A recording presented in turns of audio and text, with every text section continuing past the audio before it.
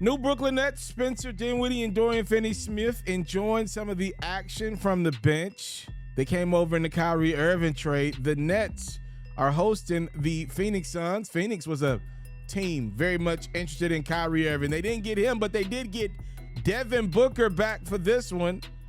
Book had 19 points.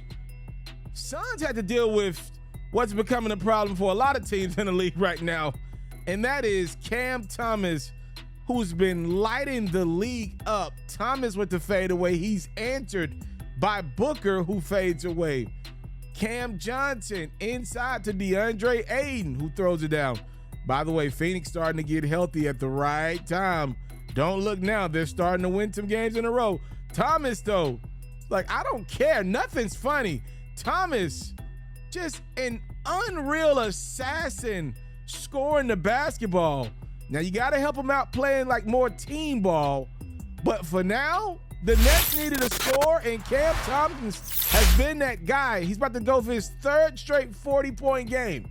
Suns, though, trying to get another win. Chris Paul with the sham god, pass to Mikal Bridges. Phoenix up by double digits. Brooklyn still finding ways, down their stars. It's Cam Thomas again. And then off the miss is Nicholas Claxton finding Joe Harris. The Nets take the lead. Suns, though, take over this game behind their leaders. How about Chris Paul with the beautiful steal and the dime to Ayton, who was running the floor and got rewarded for his efforts. And then Booker inside. Mikal Bridges. No. DeAndre Ayton. Yes. Ayton tied a career high with 35 points. Suns in the driver's seat to win this game, but they get a little lackadaisical down the stretch, and Cam Thomas said, ain't nothing funny. Thomas puts in 43 points. The Nets are down just 2. The problem is Phoenix wouldn't allow them to get a three-pointer off. They played the foul game. Thomas and the Nets could not get a look in the closing seconds, which means Phoenix holds on to get this win by 4. So what did go under the radar in this game and did not make my highlight is Ben Simmons, who did return after missing 5 straight games due to some knee soreness in this game against the Phoenix Suns, a Nets loss.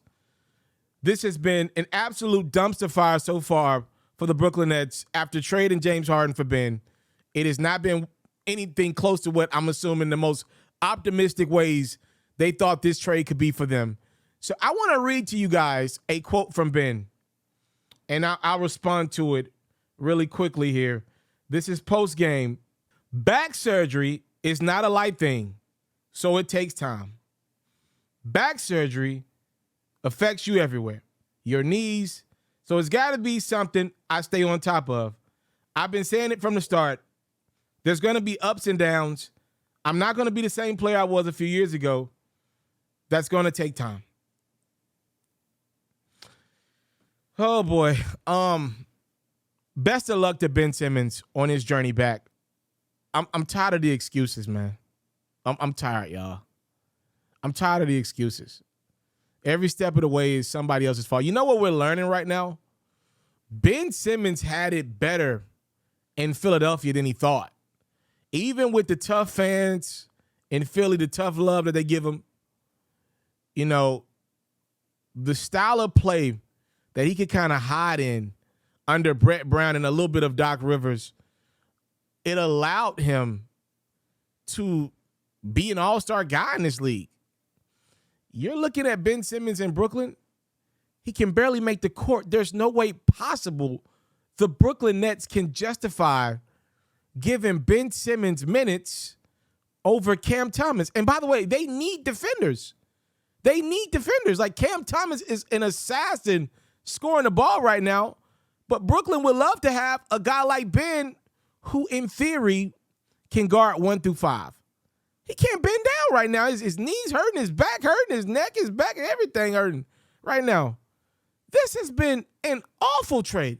Like, even if the Philadelphia 76ers never win big with James Harden as their number 2, it's still a fleece of a deal. They still got away from Ben Simmons, a contract that probably is going to sit on the Brooklyn Nets payroll until the end of it, by the way. There's one team out there that apparently wants Ben Simmons, and that's the Toronto Raptors. If I were Ben, and I'm saying this loosely, I don't know nothing about nothing. If I were Ben, though, the Toronto Raptors continue to have interest in him.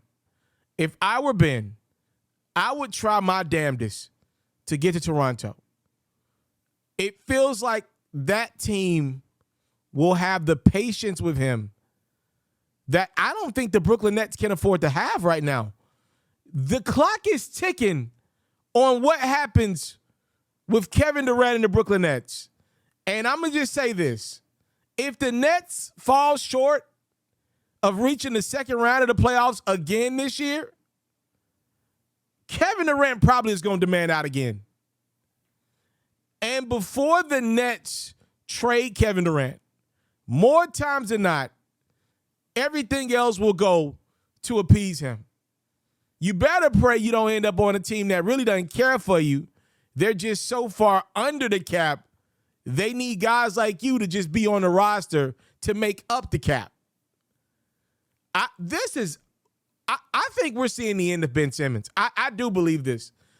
Look, all that Kardashian stuff, I don't care for it. It's not my thing. I cover music news, but I actually like covering the news. I don't know who's dating who.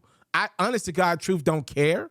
I don't know who's dating who. Ask about me. Like, you'd be surprised how far removed I am from who's dating who's with who's just bought this house. I just want the news. I just want the news that affects music, right? That's all I care about. That's all I've ever cared about. Ben Simmons, who he's dating, I've heard like Kardashian stuff. I don't know nothing about him or Blake Griffin or Devin Booker. I don't know who they're dating. I don't really care, to be honest with you. But when those rumors start to manifest and you get those rumors on your head and you're perceived to be it's some of the Blake Griffin stuff right now, and Ben has never been he's never reached the pinnacle of how good of a player Blake Griffin was to me. But it is similar. When you get those Hollywood, he's a light-skinned guy. He doesn't play the toughest brand of basketball. When you start to get those soft rumors over your head and you won't play through injuries, you'll find yourself out of the league. Now, Blake's with Boston, if I'm not mistaken, right now, last time I checked. But his days in the league are numbered, and he knows it. And Ben's at a young age, because I remember me and Ben were in college at the same time. I covered him when I was at Tennessee, when LSU played Tennessee. So we're around the same age. He's probably 26, 27. I'll be 29 this weekend. Ben Simmons' days in the NBA are numbered. Nobody's got time to put up with your mess. You talking about it takes time. You're not one of those guys, bro. You're not Klay Thompson. You don't have 4 championships at your disposal. You're not one of the greatest shooters of all time. You saying it's going to take time will be you out of the league auditioning for a spot in the Big Three. There is no forever for Ben Simmons in the league. They're moving on, bro. The Brooklyn Nets have already moved on to Cam Thomas. That's how quickly it can happen. You don't want this spot? Look at this young bull.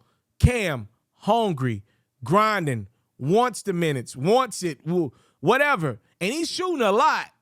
But I think Brooklyn right now is like, yo, we'll take the over-aggression versus the guy that won't shoot at all. Ben better be careful. He keep this up. 2 years from now, you will be watching this video back like, damn, FERRO tried to warn him. Now he's out the league.